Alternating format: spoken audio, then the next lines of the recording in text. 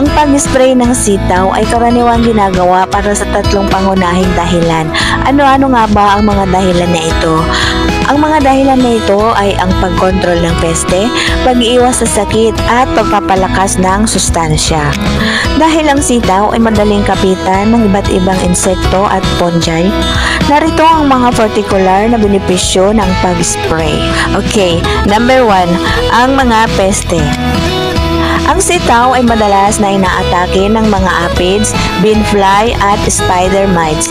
Ang pag-spray gamit ang organic kagaya ng neem oil o mga partikular na insecticide ay pumipigil sa mga pesteng ito na pagsipsip at makakapinsala sa paglaki ng mga bunga. Number 2, pag-iwas sa sakit. Ang mga sitaw ay madaling kapitan ng mga fungi tulad ng powdering mildew at anthracnose.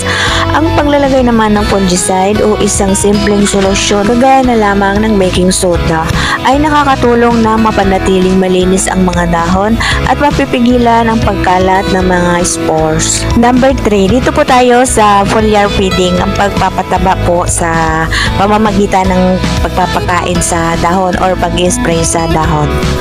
Ang pagpapakain gamit ang mga dahon, ang pag-spray ng mga likidong pataba or foliar tulad ng seaweed extract or compost tea.